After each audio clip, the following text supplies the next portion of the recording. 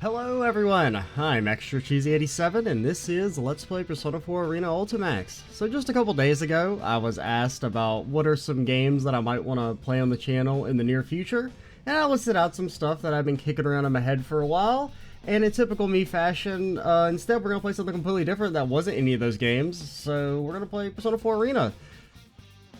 I never played this when it came out, which is odd considering Persona 4 Normal is like my favorite game of all time, but Arena kind of passed me by, never played it, but it's got a PC port, and I guess that means we'll try it, even though the port seems a little, I mean, pardon my French, but it's kind of fucking ass. You may notice the audio is unbelievably quiet. It's just like that. The audio is completely maxed out. I'll be able to minimize it somewhat in editing, possibly. But it is just, the audio is basically non-existent. I guess this is the story mode. I don't know which of those two options to pick. I did try and do this, like, I had to back out, like I started to record this intro earlier, and it's so unbelievably quiet on this screen. Actually, let me go into OBS real quick. Oh god, I hope this doesn't break the game. But let's try and change that. Can it handle alt-tabbing? Okay, it can handle alt-tabbing. So, I mean, I guess we'll just start with the fucking main character. I don't know how to... My fighting game pedigree is also non-existent. It's basically, I played Street Fighter 4 a little bit many years ago with my dad a few times. And I played some of BlazBlue? I never know, because BlazBlue sounds cooler, but it's spelled BlazBlue, so I don't know. I played a little bit of BlazBlue because I think I got like one of them in like a Humble Bundle or some game bundle for like $1 one time, and I played it for a decent bit. I had fun with it. Didn't like get, you know, good at it or anything really. Blue. The floor, the ceiling, the furnishings, everything is blue. Abadi abada. It's quiet, unlike anything that I normally see throughout my day. And yet my heart is mysteriously calm. Like, there's technically music right now. It is, you can't hear it at all. I mean, it's like the Velvet Room theme is playing. I have my audio at about like double what I normally have it at, and it's still faint as hell. I recognize the slight rumblings as an engine and realize that I'm in a car. Or rather, someplace else I recognize. Welcome to the Velvet Room. Bizarre-faced old man? What a great description. The old man with a bizarre face sitting before me makes an expression that appears to be a smile. Sitting quietly next to the old man is a woman, as beautiful and delicate as an ice sculpture. Ah, it seems we have a guest with an intriguing destiny. He said the line, dude. My name is Igor. I am delighted to make your acquaintance. The Velvet Room. Igor. Even though I'm barely conscious, I remember that this is not the first time I've heard those names. I see, this is a dream. This happened in the past. I've been in this room before. My memory is correct. What he says next is... This place exists between dream and reality, mind and matter. It is a room that only those who are bound by a contract may enter. It may be that such a fate awaits you in the near future. The words I expect to hear fall from the old man's mouth. I'm surprised that I still remember them. Same. I don't even remember the speech exact word for word, and I've played Persona 4 like 4 times. Well, I've beaten it 3 times, and I've seen like 2 Let's Plays. Another me, the one not in the dream, can't help but smile at that. Now then, why don't you introduce yourself? I remember this too. When I said my name here, it forged a contract with them. And so I answer. You Narakame. Actually, your name was Buttmunch69 because you got to name yourself. When I open my eyes, the light is so blinding that I have to squint. For a moment, I can't figure out where I am. Am I look around? Right. I was on my way back. I mutter to myself and look out the window. The sky is somewhat cloudy, unfortunately, but the scenery is as peaceful as always. It seems that I fell asleep on the train headed to the countryside, where I spent the last year, in Inaba. If I recall correctly, when I first came to that town, it was an afternoon just like this. I had dozed off in the same way back then, and I was summoned to the Velvet Room.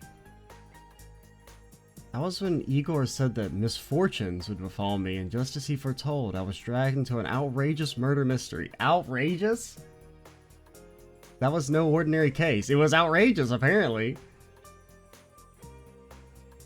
Midnight Channel, shadows and personas, the powers of the heart, anime friendship and all that nonsense. I saw things that could scarcely be believed. But I made memories there that could never be replaced as well. We gained the powers of the personas, and we suffered together. I stood with my friends on the investigation team against these misfortunes and fought alongside them, and got my ass continually one-shot by stupid fucking bosses. There's no way I could have overcome such ordeals without their help. Wonder what everyone's been up to. After solving the mystery, it was decided that I would leave Inaba since my parents would be returning from overseas around the same time. It's been about 2 months since I last saw them all, as they said goodbye to me at the train station. I had decided to stay at the Dojima residence during Golden Week so that I could spend the holiday with my friends. Of course, my uncle was happy to hear this, and his only daughter, Nanako, should be glad to see me too. Oh, damn it! I still haven't picked up Yosuke's gift. Nanako, the only good anime child? Well, it is something quite particular, I guess. Actually, I had received a call from Teddy, one of my investigation team friends. Yeah, his name's Teddy, don't ask me questions, this morning. The details of this conversation, also, who the hell are you talking to, dude? Were a bit troublesome. Hello? Is this Sensei? Yeah, what's up? I'm really sorry to bring this up, but I forgot to tell you something very important. I have a special request for the souvenirs I'm sure you'll be bringing your bear's friend. Teddy, I'm pretty sure you're not supposed to tell people what you want them to bring you as a souvenir. Well, I mean, you probably should. It just works out better for everyone. I already have souvenirs for everyone, but oh well. Sure enough, Teddy was only asking for some snacks that aren't sold in Inaba, so it wasn't much trouble. He also wanted a copy of Hot Shots magazine. There's a crossover reference for you. But there was one problem. Oh, and one more thing. Can I ask you to pick up something for Yosuke too? Oh no. I was planning on bringing something for everyone anyway, but go ahead. Cool! Well, Yosuke's been down in the dumps after his mommy burned his favorite nurse. What? She was what I called scorching hot. Just kidding. What? A nurse? What the? Aw, come on, Sensei. You know what I'm talking about. His nurse magazine with the chest examinations and the bear behinds. It is, he wants Hot Shots. I see. And you expect me to buy him a replacement? Of course, silly. People coming to visit are supposed to bring presents. All right. Oh, I was planning to head back tomorrow, but since we're meeting up early, I decided to go back today. Can you pass that on to everyone? Aha! Then the sexy nurses will be arriving even sooner. Bonk. It'll be like, Sensei, we have an emergency patient. Yosuke will be so happy. Okay then, we'll be waiting for you. This is why we can never leave anyone unattended. They can't be trusted by themselves. I'm a little worried now. I hope he isn't telling everybody something that would give them the wrong idea. Well, I should just call again once I get there. But in the end... Nurses, huh? Oh no. Oh no, the main character. He's not a member of the Anti-Horny Alliance. I wasn't able to pick one up for him. How can I put it? I'd feel bad for Yosuke if I gave him that magazine and every time he opened it, his friend's face kept popping in his head. And I have to think Yosuke has his pride too. He doesn't need me buying him this stuff. Then again, this is Yosuke we're talking about. I'm sure he'll understand if I explain my reasoning. Probably. Now pulling into Yaso Inaba. This will be the last stop. Yaso Inaba. Oh, End of the line already. It looks like I've been asleep for a lot longer than I thought. Just as that thought came to me, a certain worry crossed my mind. If I had a dream of the Velvet Room, does that mean I'm going to be dragged into another adventure? No, I shouldn't think of such things. I'm overthinking it, right? It'll just be a nice slice of life visual novel, that's all that's gonna happen. Igor had said, I am delighted to make your acquaintance, after all, so it's nothing but a dream. It's quite misleading since I've had dreams of being summoned into that room ever since. The train begins to slow, and I take that as my cue to gather my belongings from the luggage rack above me. When the train comes to a complete stop and the doors open, even the smell of the wind evokes a sense of nostalgia. I think I'm getting a little too sentimental. I step out to the platform with a wry smile. Oh, sure. Yeah. Do your thing, game.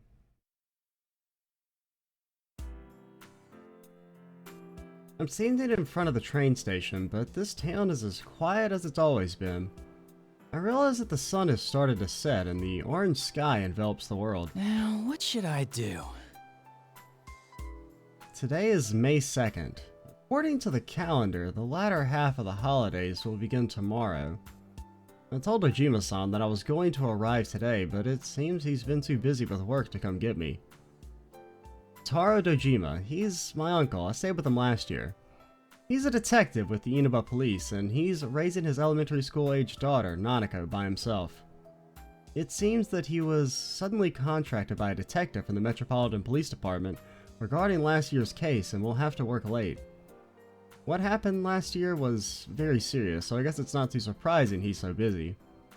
He shouldn't have worried about it. I recall how apologetic he sounded over the phone, and he can't help but smiling. I told him that I knew the way over from the station, but a bag packed with necessities and souvenirs for everyone turns out to be quite a load. Nanako must be waiting for me alone at the house, so I want to get there as soon as possible too. To be honest, I don't know when the bus will come. Maybe I should just call for a taxi? Just as I'm thinking this, oh no. Oh no. Huh? Oh god. Nanako? Big bro! It is Nanako. There's no way I'd mistake her. You came to meet me all on your own?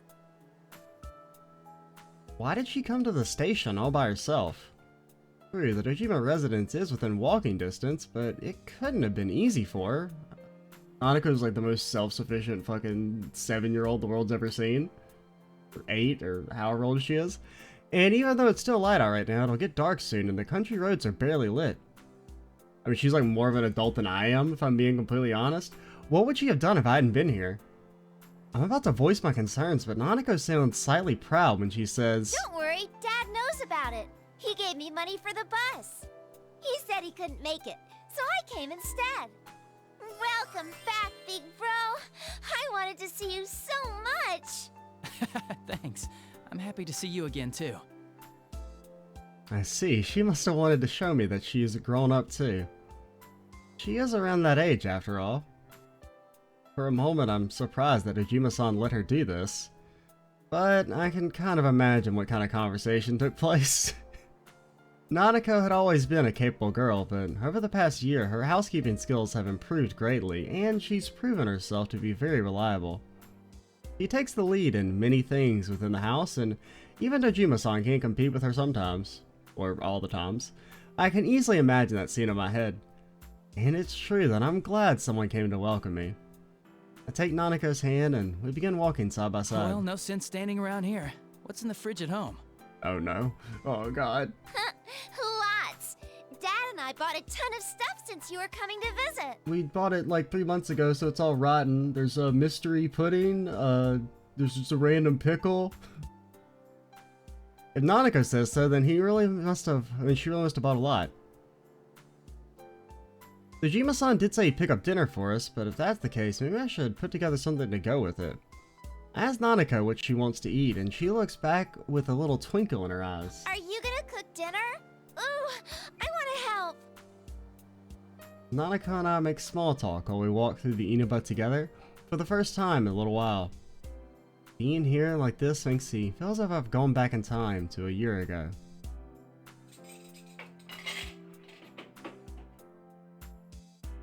After we get back to the Jima home, I hurry and unpack my belongings for heading to the kitchen. Nanako helps me out as diligently as she had claimed earlier. The way she mixes the egg seems more skillful than before. You're such a good girl, Nanako. Good evening. This is the Evening Journal with news for May 2nd. Our top story is on the domestic airline that was hijacked yesterday. That's probably not important. The TV in the living room echoes throughout the house. Thinking back on it, it was quite often in this place. When I first came into Inaba, Nanako was practically being raised by the television. There had been this odd sense of distance between us around that time. She hadn't started calling me Big Bro, and we didn't cook together like we're doing now. It's the little things that bring back memories. Right as we're about done making dinner, Dojima-san arrives with some deluxe sushi. Nanako quickly gets up and rushes to the door. She seems so happy when her father comes home. I just love this is how it starts. Dojima-san apologizes about the sudden increase in his workload, and we all sit at the table and begin eating. Being here like this makes me feel like 2 months I was gone never happened at all. There's a warm atmosphere as if I've always been a part of this family and have lived here with them for my entire life. I thank both of them from deep in my heart, and after I give them the souvenirs I bought for them, we enjoy chatting with each other as family.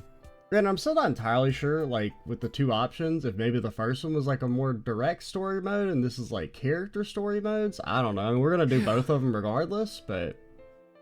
Oh god, it's playing the sad music. It's playing, it's the French word for sadness, or just or something like that. I remember. Like the name of the track's like Tremou.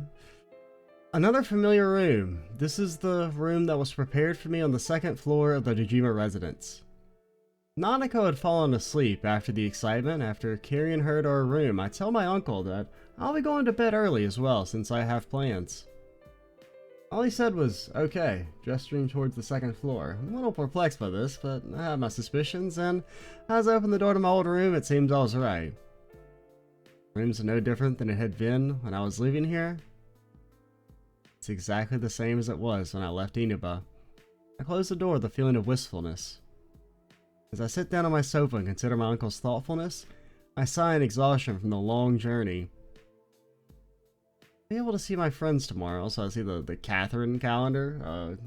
Main character can't say anything about Yosuke's sexy nurse magazines then. Considering that there are still several days left in this holiday, it may be nice to leave early tomorrow and go visit the shopping district. It's raining. Oh god. The time is just before midnight. In mere moments, it'll be a new day. Whenever it rains at night, I end up checking the time. While I spent the last year in Inaba, I was always checking for the Midnight Channel, which was a popular urban legend here in Inaba. It's a bad habit of mine, even when I'm not here. If you look at a turned-off TV at midnight on a rainy night, you'll see your soulmate. Discovering that this rumor was actually true was the first reason why I became involved in the murder investigation last year. But the person who actually appears on the Midnight Channel isn't your soulmate. It's the next victim. After discovering this, we all nervously sat before our TVs on rainy nights in order to solve the case. That brings back some memories. Nothing will show anymore, though. Yeah, nothing will show. Nothing will really appear, though, right? I suddenly have doubts. How would I think that? After we solved that case, we all confirmed that the Midnight Channel wasn't appearing anymore. We like killed God or whatever. The empty screens stay silent. So why... Just in case. It's not gonna turn on. There's no way. The more I think about it, the more I feel my resolve fading. I peer into the TV screen as if something is drawing me into it. The only thing I see is my reflection in the dark glass of the CRT television. Or so I thought. And seeing the phrase CRT oh my god, it's so damn loud! Holy shit! yet powerful foes. That just blew my damn ears out. The desperate fighting program amongst high school students. A new legend is about to start. May the manliest of all men come on down! Nobody touches his precious Nanako, the sister complex kingpin of steel, Yu Narukami! It's only natural. Wage slave in the boonies by day, hero by night. It's so Captain damn Risotamo, loud. Yosuke Hanamura! Everything that bores me has gotta go. A spunky dragon with deadly legs. The carnivore who's discarded womanhood, Chie Satonaka! You need to eat more meat! Please escort me to the ring, my prince. The unconquerable Snow Black. I'm Yukiko so mind-flooded. Amagi. I'll finish you in one strike! Blooming roses and bulging muzzles. The blood-curdling beefcake emperor, Kanji Tatsumi. Deep into realms of romance. The body of a child, the brain of a genius. The 2000 IQ killjoy detective. 2000 Naoto IQ? Shirogane. Is that allowed? Is this an army of idiots? Fight and survive towards the one throne waiting at the end. The P1 Grand Prix where fierce fights will be fought. The battle begins tonight. The controller has been disconnected, apparently?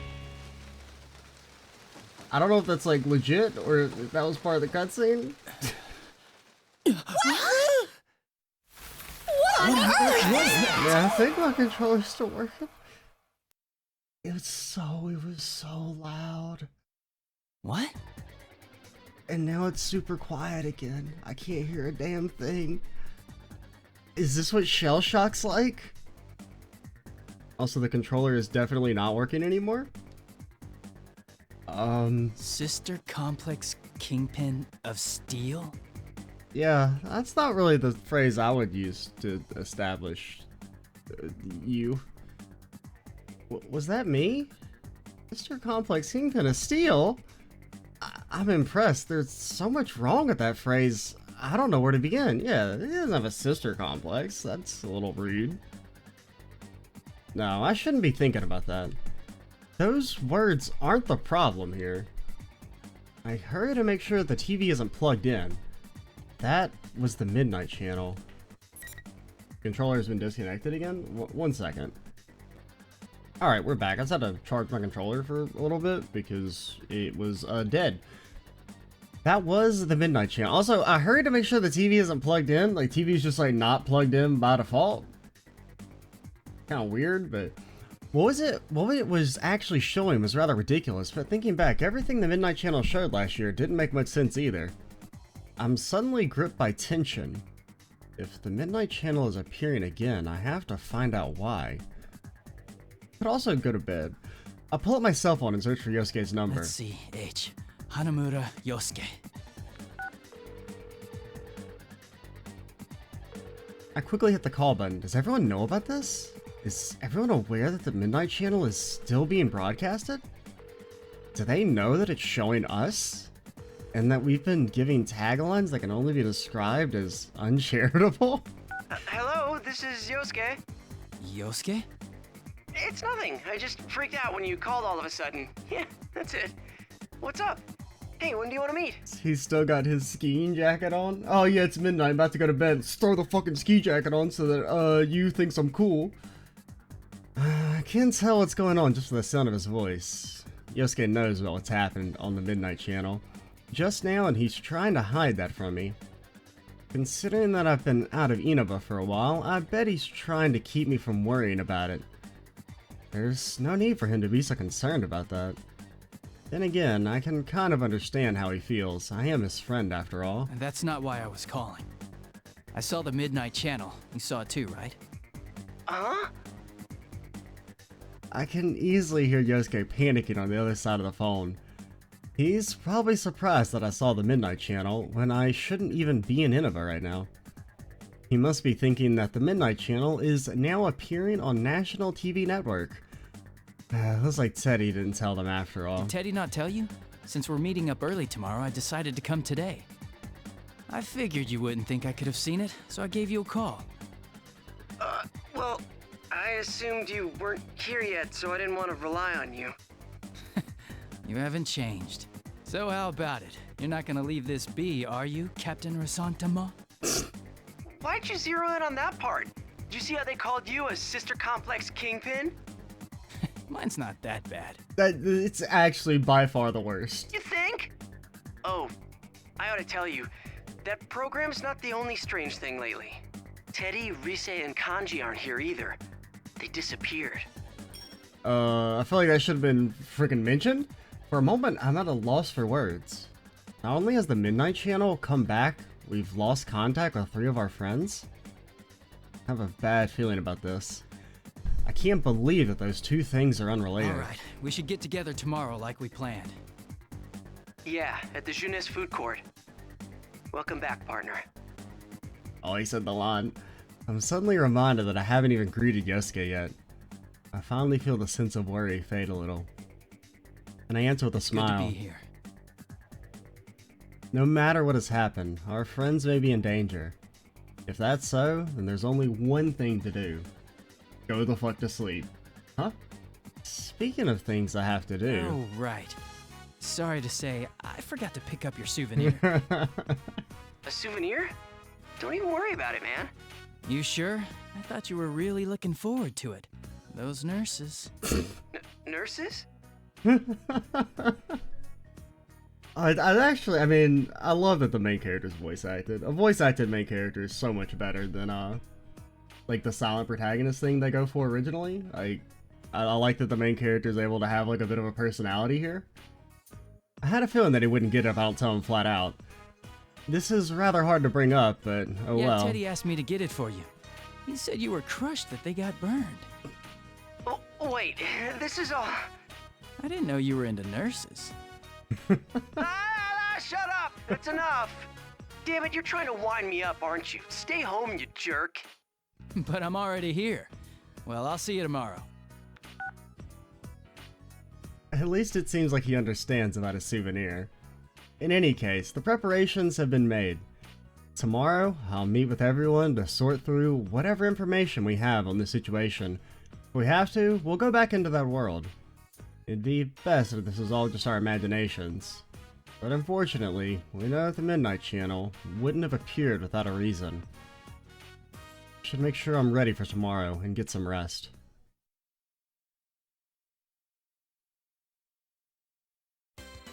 It's a fucking panda, dude! This place is lively as always. I look across the food court on Junice's roof for the first time in a while. Even though there aren't many people in Inaba, this place is exceptionally crowded. Yeah, look at all the people there. Plus, because it's Golden Week as well, I feel like it's busier than usual. Yup. There's so many customers. Like, the panda and the badly drawn animals. I happened to run into Yosuke at the elevator, so we briefly greet each other. Guys are weird like that. The closer we are, the more simple our interactions when we meet each other face to face. The 2 of us step out onto the food court and we immediately find Yukiko and Chie. They wave back at us past the playground area from the bench they're sitting on. Good to see you guys again. Welcome back! We missed you! The guest of honor's finally here! You're looking well. Welcome back. Should we... Huh? Oh, he already knows about the Midnight Channel thing. Yeah, the Midnight Channel thing or whatever. He's actually the one who called me up about it. Yeah, like, you know, our friend's getting kidnapped or whatever, it's no big deal. Oh, I see. This has turned into a pretty thrown-together reunion, hasn't it? But I'm glad you came. We chat some more while we all sit down. Then Yosuke stands up and clears his throat loudly. He's probably been waiting for the right moment to say something. He hasn't mentioned anything to me, but I can easily guess what he's about to say. We all look towards Yosuke. Well, it sucks that we can't hang out more before jumping into another mystery, but to celebrate our partner's return, I hereby reinstate the investigation team in response to the Midnight Channel going back on the air last night. You don't get to reinstate it, we get to reinstate it. Oh, the team is back! Just hearing that name again gets me all fired up. Yeah, let's do this! I don't think the applause is necessary. a little cringe, but the applause, but why not? You know, it's been 2 months since we last saw each other, after all. Chie and Yukiko start chuckling, but I shrug, and though Yosuke seems saddened at that, he still ends up laughing along as well. It's a relief to see that they're the same as always, but because of that, it makes me even more worried about the friends that aren't here right now. We can't start slacking off. We begin to sort through the information that we know about already. Well, let's get cracking. I mean, this is no laughing matter. No one's heard from Teddy, Kanji, or Rise. Just those three, right? Yeah. Oh, I got a hold of Naoto-kun, but I didn't tell her about this stuff. Why not? She told me she couldn't make it today. She's got a because of her fucking job, gun? So I didn't want to worry her. She seemed pretty bummed that she couldn't be here too. If she had a reason for not being here and we can still contact her, then Naoto should be fine. That leaves Teddy, Rise, and Kanji. Not hearing back from them after an entire day has passed isn't normal at all. The relationship between those sudden disappearances and the reappearance of the Midnight Channel last night disturbs me. One thing's been bothering me. The picture on the TV was very clear last night. Yeah. Going by the pattern from last year, it wouldn't be that clear until after the victim entered the TV. Hey, isn't this the first time a big group of people was shown together? Plus, we're still here. Why us anyway? And what's up with those insulting descriptions? Chie seems pretty angry about it. Many of the locals know about the rumor of the Midnight Channel. In other words, this troubling broadcast has already been seen by who knows how many people. From what I've been told, the moment Chie tried to ask another student about the Midnight Channel, the other girl ran away with a look of fear on her face. It's no surprise that Chie would be angry. But in the end... What bothers me most is Teddy. He was acting like the host of that show. Yeah, we can't find him. This smells fishy. Then again, I doubt he would play a prank like this for no reason. I guess we'll just have to go inside the TV and find out what's going on. That's right, go inside the TV. That's a thing we can do. Out of everything, that was the element that shook our common sense the most out of everything we experienced last year. Actually, the murders in last year's events happened in another world inside the television. Just roll with it, guys. This world is filled with monsters called shadows that are born from people's hearts. Because my friends and I gained personas, the power to defeat these shadows, we were able to enter TV screens and fight Won't them. we be stuck in there without Teddy to give us an exit? I don't know, the plot will find a way. But even we persona users would find it extremely difficult to leave that world on our own. In other words, to come back, we need the exit TV that our friend Teddy was capable of creating. Not so. I've had Teddy keep the exit TV out on that side. Look at you, all prepared. I mean, think about it. What if we were half asleep and fell into a TV when Teddy wasn't over there? Isn't that a scary thought? Why would we be falling in the TV? Like in the first place? Be that clumsy. Anyway, it sounds like it's safe for us to go investigate then. No matter what the reason, it's reassuring to know that we have an exit strategy ready for us.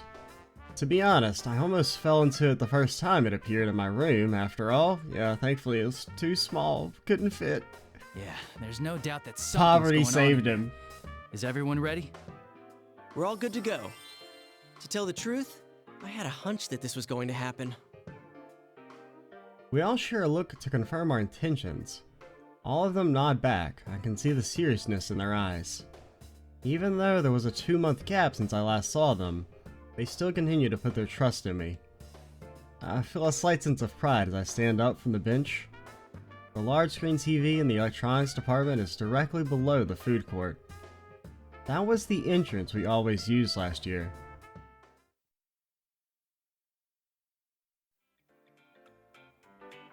Oh god, it's so loud again! Come on. Alright. Bro, my ears. I mean, it shouldn't be that bad on the video, because I can adjust the audio and editing. So the store's full of people. But for me, it's so damn loud. I feel like things are picking up around town. It's time to go. Hello, all the models are on sale right now. You know, it's been a while since last time. I'm a little nervous.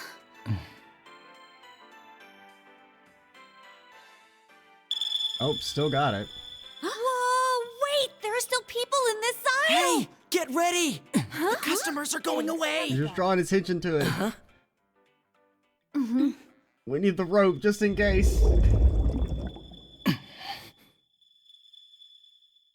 Let's go! Yeah!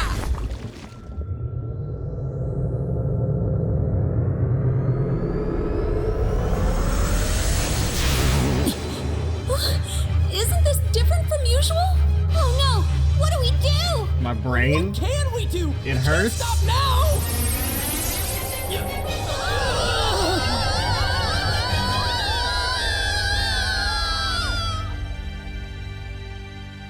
And then nothing bad happened. The end. I hear a voice. It's a woman's voice. It sounds familiar to me. This voice is... Welcome to the Velvet Room. You want to speak up, lady? You might like change my audio so I can hear a damn thing. I don't sense that distinctive floating feeling that I usually have when I enter the TV world. When I concentrate, I realize that I must be sitting in a chair.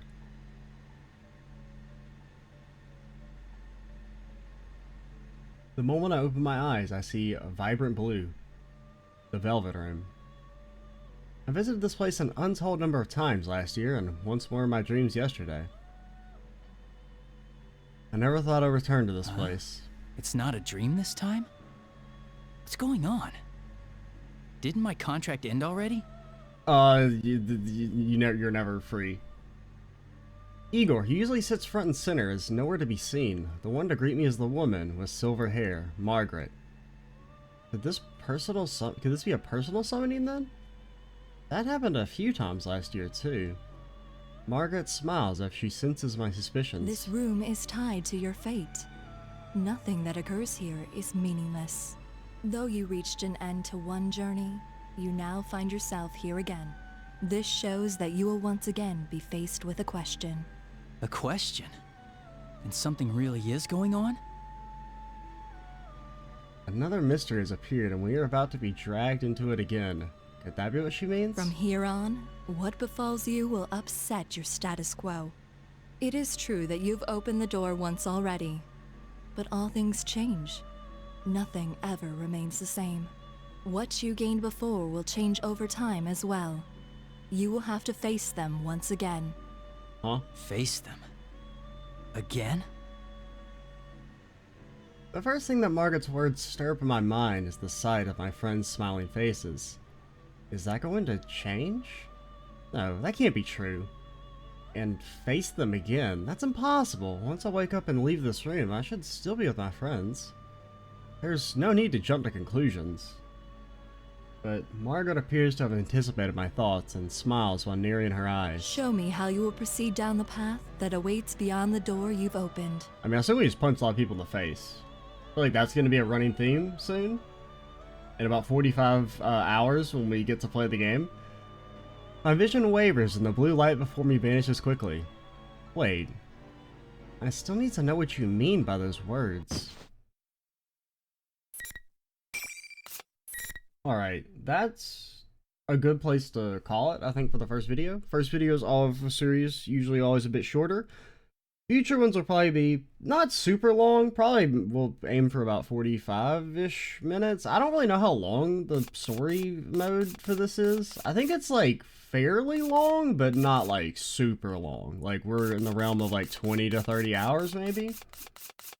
So a decent little mid-length LP probably. It's crazy to think that a 20 to 30 hour LP is now like mid-length for me. That used to be like something maybe extremely long ever since we entered the realm of constant 100-part Let's Plays. But yeah, a good first video, I would say. I'm interested. It's cool just to do more Persona stuff, and nice to revisit a game that I just kind of passed me by. Like what, like 10 years ago I think is when Persona 4 Arena originally came out. But yeah. I'm Extra Cheesy 87. Stay tuned for the next part. And bye, guys.